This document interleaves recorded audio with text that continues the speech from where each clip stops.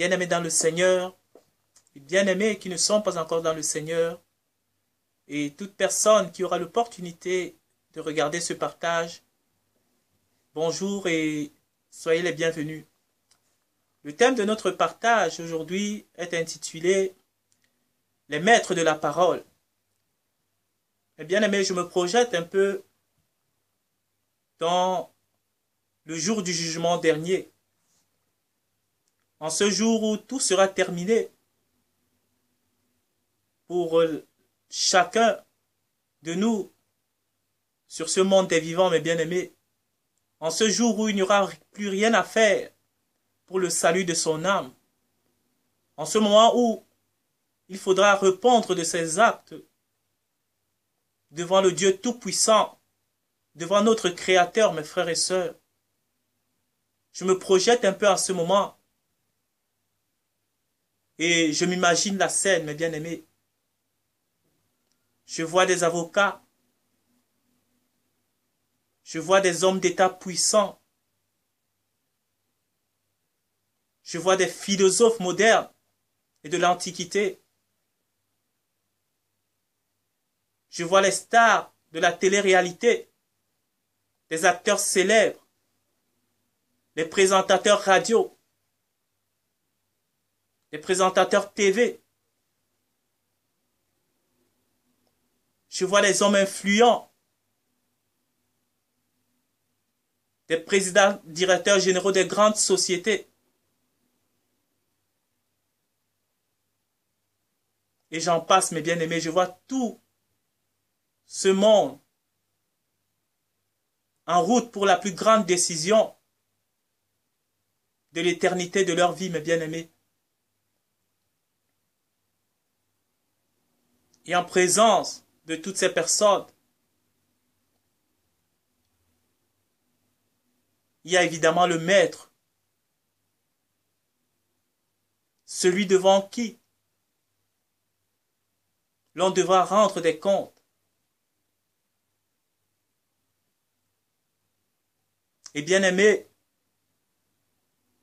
la chose la plus terrible en ce moment-là,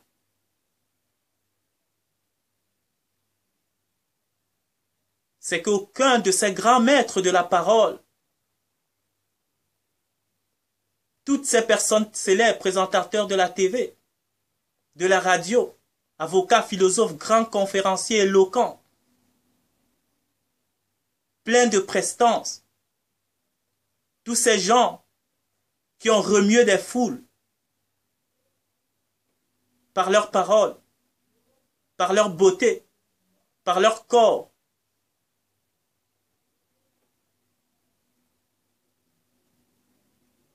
par l'énergie qu'ils dégageaient. Mais bien aimé, le plus triste, c'est qu'aucun de ces grands maîtres de la parole ne trouve un seul mot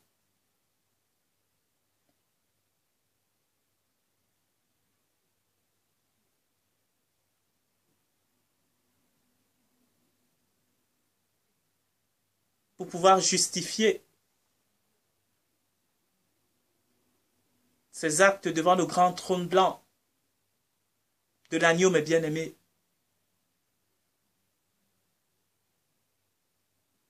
Aucun de ces grands maîtres de la parole ne trouve un mot à dire devant la blancheur éclatante et immaculée de notre Dieu, mes bien-aimés. En ce moment-là, tout défile.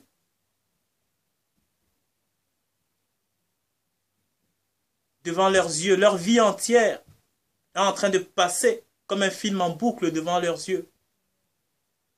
Et la Bible dit qu'il n'y aura rien de caché qui ne sera dévoilé en ce jour-là.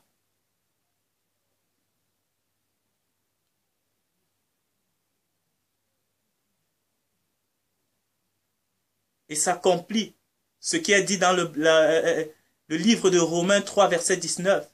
C'est qu'en ce jour-là, toute bouche sera fermée, mes bien-aimés.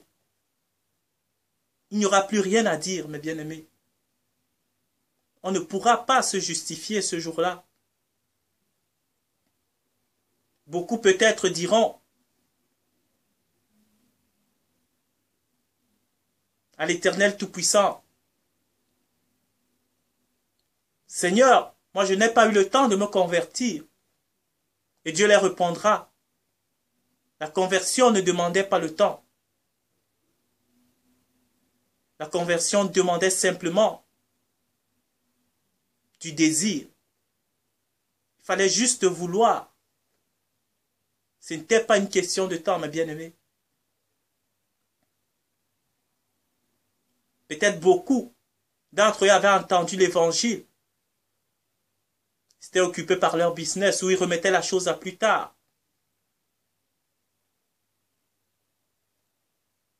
En 5 minutes, ils pouvaient changer la décision de leur vie.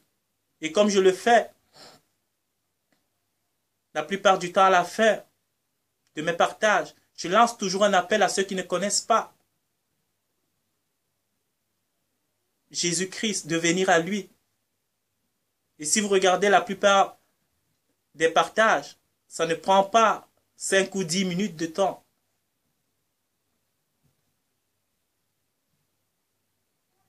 Et Dieu leur répondra. La conversion ne demandait pas du temps. Elle ne demandait que le désir. Et beaucoup d'autres peut-être diront à Dieu, Seigneur, mais moi j'ai cru avoir le temps, les plus jeunes. J'ai cru avoir le temps de me convertir. Mais je n'ai pas pu. Et Dieu leur dira, vous êtes allés plusieurs fois à la Toussaint, fleurir la tombe d'un grand-père ou d'une grand-mère ou de quelqu'un de cher, de plus âgé qui était décédé. Vous avez peut-être regardé. Pas peut-être, vous avez bien vu. Dans les pierres tombales, des gens qui avaient votre âge. Et des gens même qui étaient encore plus jeunes que vous. Donc vous saviez qu'on pouvait mourir jeune. Vous saviez qu'il y avait des morts subites. Et vous saviez que même lorsqu'on est jeune, on ne peut pas se réjouir du lendemain, car le lendemain n'est pas certain. Dieu le leur dira, mais